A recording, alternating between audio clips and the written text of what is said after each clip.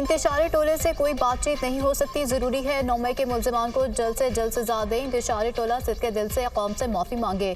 9 मई सिर्फ अफवाज नहीं पूरे पाकिस्तान का मुकदमा है। 9 मई करने और कराने वालों को आइन और कानून के मुताबिक सजा देनी पड़ेगी। सबने देखा किस तरह फौज और एजेंसीज के खिलाफ जहन साजी की गई। 9 मई को सियासी टोले ने अपनी ही फौज पर हमला कर दिया। सियासी लीडर्स ने चुन चुन कर अहदाफ दिए कहाँ कहाँ हमला करना है। चंद घंटों में सिर्फ फौजी तनसीबात पर हमले हुए। DG ISPR की न्यूज़ कॉन्फ्रेंस, कहा झूठा प्रोपेगेंडा किया गया कि ये फॉल्स फ्लैग ऑपरेशन है। आप कुछ लोगों को बेवकूफ़ बना सकते हैं, सबको नहीं। झूठ और फ्रेब सबके सामने नहीं चल सकता। 9 मई के शवाहिद अवाम के पास भी हैं। मनाजिर देखकर दिल खून के आंसू रोता है। मासूम बच्चों को जहनी तौर पर बरगलाया गया। कहा जाता है कि जुडिशल कमीशन बना दिया जाए।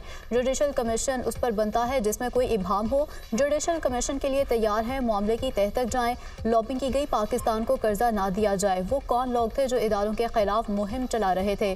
जुडिशल कमीशन इन तमाम बातों का अहाता करे। जुडिशल कमीशन ये भी देखे कैसे IMF को खतूत लिखे गए। 2014 के धरने और पार्लियामेंट पर हमले की भी तहकीकात की जाए। फौज ने 9 मई से मुतालिक अपना एहतसाबी अमल तेज़ी से मुकम्मल कर लिया था। पाक फौज में खुद एहतसाबी का एक सख्त, कड़ा और शफाफ अमल है। फौज में खुद एहतसाबी का खुदकार निज़ाम चलता रहता है। एहतजाज की आड़ में शरपसंदी की इजाज़त नहीं दी जाएगी।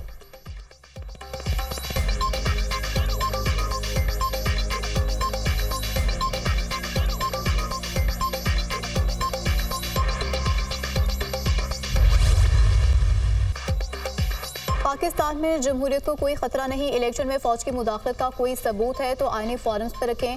8 फरवरी इंतखाबात में फौज का किरदार सिर्फ महफूज माहौल फराहम करना था। 8 फरवरी को टर्न आउट 47% था। तकरीबन 6.5 करोड़ वोटर्स ने इस दिन वोट कास्ट किया। सिर्फ 31% वोट एक मखसूस पार्टी को मिले। मुजमुई आबादी के सिर्फ 8% ने इस मखसूस पार्टी को वोट दिया। मखसूस पार्टी को वोट मिलने का मकसद ये नहीं कि ये वोट 9 मई के हक में था। ये बात गलत है। इस जमात को मिलने वाले सारे वोट फौज के खिलाफ थे। इस जमात को 1 करोड़ 85 लाख वोट मिले हैं, बाकी दीगर जमातों को मिले हैं। DG ISPR की प्रेस कॉन्फ्रेंस, कहा 6 जजेस के खत के मामले में अदालत है। बगैर सबूत के इल्ज़ामात लगाना मुनासिब नहीं। लापता अफराद का मामला पेचीदा है। लापता अफराद के मसले को बढ़ा चढ़ा कर पेश किया जाता है। मुलविस अफराद के तालिबान बैरून मुल्क से मिलते हैं। लापता अफराद का मसला पूरी दुनिया में है। कुछ दहशतगर्द जो मारे गए वो लापता अफराद की फहरिस्त में शामिल थे। मिसिंग पर्सन के कमीशन ने 80% केसेस को हल कर लिया। बहावलनगर में अफसोसनाक वाक़या पेश आया जिस पर प्रोपेगेंडा किया गया। इंक्वायरी हो रही है ताकि जिम्मेदारों का तयन किया जा सके। बहावलनगर का वाक़या पुलिस और फौज के अफसरान ने बाहमी तौर पर हल कर लिया।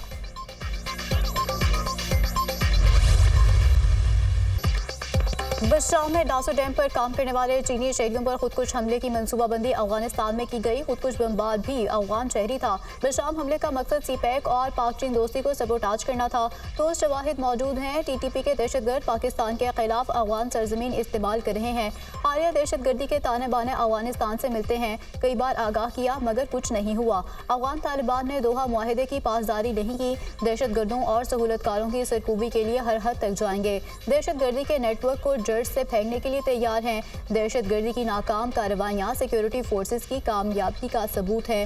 गवादर पोर्ट अथॉरिटी कॉम्प्लेक्स पर हमले को पाक फौज ने नाकाम बनाया। पाकिस्तान में मौजूद चीनी शहरियों की सिक्योरिटी अव्वलीन तरजीह है। DG ISPR की प्रेस कॉन्फ्रेंस, उन्होंने मजीद कहा कि 23 अप्रैल को पशीन हमले में मुलविस 3 दहशतगर्द हलाक और 1 जख्मी दहशतगर्द गिरफ्तार किया गया। रवा साल 2 अफसरान समेत 60 जवानों ने जाम शहादत नोश किया। मुजमुई तौर पर ऑपरेशन के दौरान 239 दहशतगर्दों को हलाक किया गया। पाक अफगान बॉर्डर पर बाढ़ का काम 98% मुकम्मल हो चुका है। दहशतगर्दी की लहर की वजह TTP को अफगानिस्तान से सहूलियात मिलना है। पाकिस्तान में दहशतगर्दों के लिए कोई जगह नहीं। पाकिस्तान की हुकूमत अपने शहरियों के तहफ़्फ़ुज़ में कोई कसर उठा नहीं रखेगी।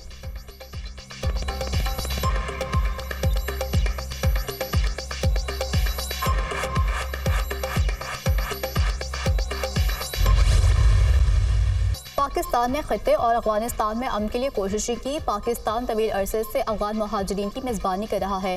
गैर कानूनी अफगान शहरियों को वापसी का फैसला पाकिस्तान के मफाद में किया गया।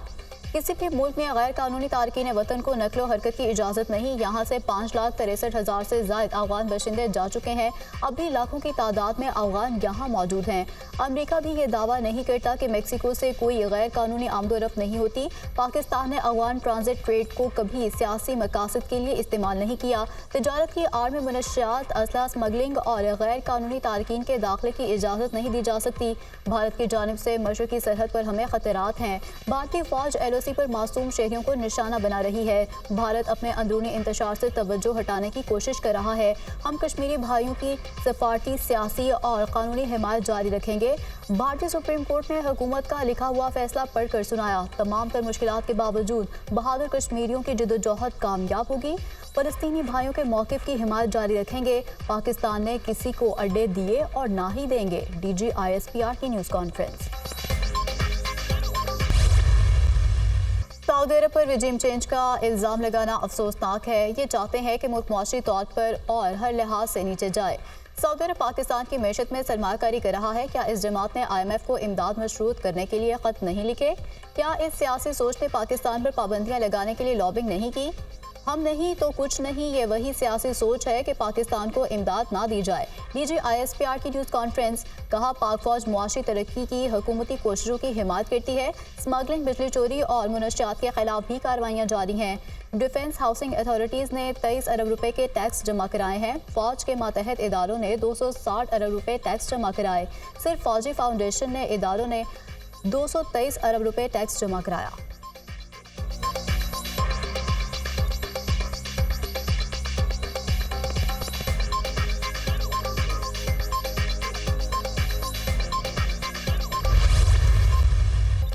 नौमे को जो कुछ हुआ उसका तस्वुर हमारे बदतरीन और असली दुश्मन भी नहीं कर सके। एक शख्स और गिरोह ने ज़ाती एजेंडे और इक़्तिदार की हवस में मुल्क के एहसास पर हमला किया।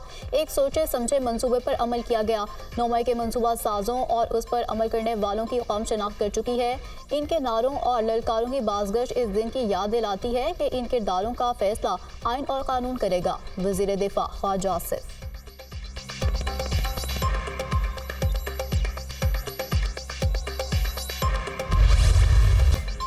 सिर्फ मैं नहीं, अटॉर्नी जनरल समेत हुकूमत भी मुदाखलत तस्लीम कर रही है। 6 जजेस ने लिखा कि मुदाखलत जारी है।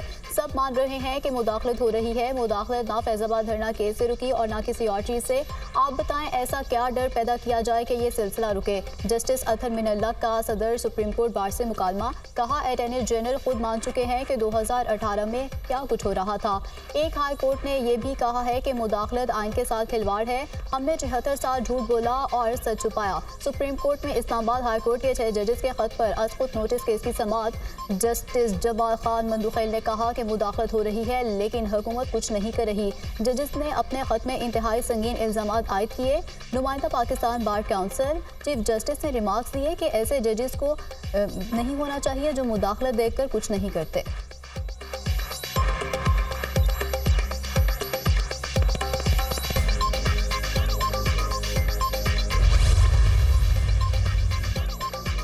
अदलिया की आज़ादी हमारा फ़र्ज़ है। अगर कोई जज कुछ नहीं कर सकता तो घर बैठ जाए। डिस्ट्रिक्ट जज के पास भी पावर होती है, मुदाखलत पर वो खड़ा हो जाए।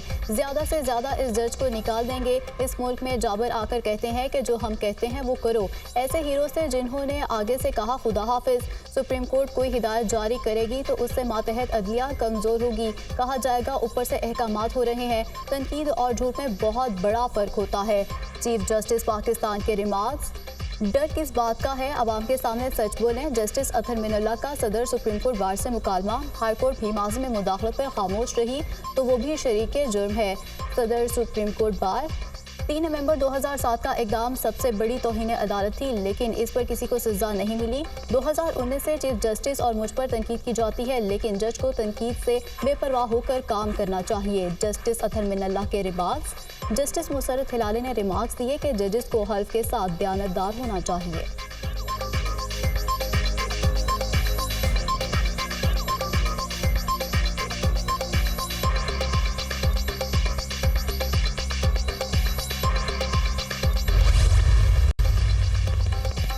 वज़ीर-ए-आज़म की ज़ेर सदारत ट्रैक एंड ट्रेस सिस्टम से मुतालिक इजलास, सिस्टम के निफाज में गफलत पर इंक्वायरी कमेटी की रिपोर्ट शहबाज शरीफ को पेश। प्रोजेक्ट डायरेक्टर और मेंबर ऑपरेशंस इनलैंड रेवेन्यू गफलत के मुर्तकिब करार। वज़ीर-ए-आज़म की संगीन गफलत के मुर्तकिब अफराद के खिलाफ सख्त महकमाना कार्रवाई की हिदायत। वज़ीर-ए-आज़म से जापानी कंपनीज और कारोबारी शख्सियात के वक्त की भी मुलाकात। पाकिस्तान में कारोबार दोस्त पॉलिसीज़ और सरमायाकारी के फ़रोग़ के लिए इक़दाम पर मुकम्मल इत्मीनान का इजहार। जुलाई में जापानी कंपनीज के 20 रुकनी वफ़द के दौरे पाकिस्तान बारे आगाह किया। पाकिस्तान में इलेक्ट्रिक गाड़ियों की सनत में सरमायाकारी की वसी इस्तेदाद मौजूद है। शहबाज शरीफ की गुफ्तगू।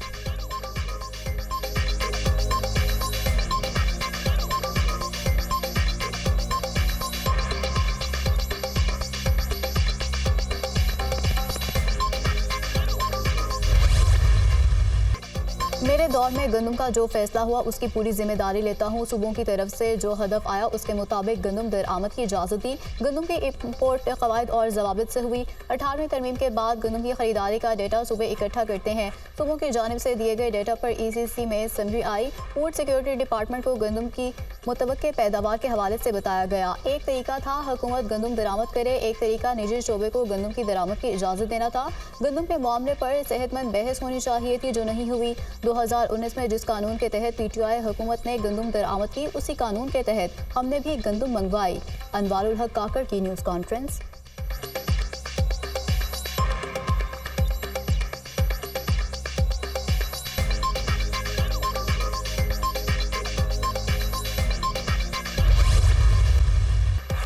ECC की किसी भी मीटिंग में गंदम दरामद की इजाज़त नहीं दी। साबका दौरे हुकूमत में अगस्त के आगाज़ में गंदम की दरामद की समरी आई थी, जो मैंने मंजूर नहीं की। वज़ीर-ए-आज़म ने जो गंदम स्कैंडल की कमेटी बनाई है उसकी रिपोर्ट पब्लिक होनी चाहिए। मुझे अफसोस है कुछ लोगों को अपना ज़माना याद नहीं रहता।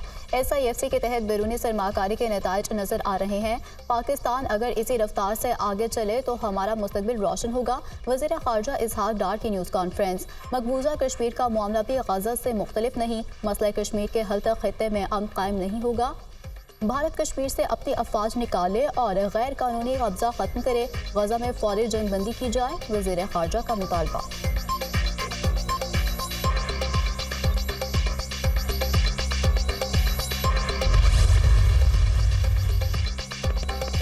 अवाम को बिजली का एक और झटका देने की तैयारी। बिजली की तकसीमकार कंपनीज का सार्फिन से 51 अरब 88 करोड़ रुपए वसूल करने का प्लान। तीसरी तिमाही एडजस्टमेंट की मद में दरख्वास्त दायर कर दी। नेपरा 17 मई को दरख्वास्त पर समाअत करेगी। मंजूरी की सूरत में इजाफे का इतलाक कराची के सार्फिन पर भी होगा।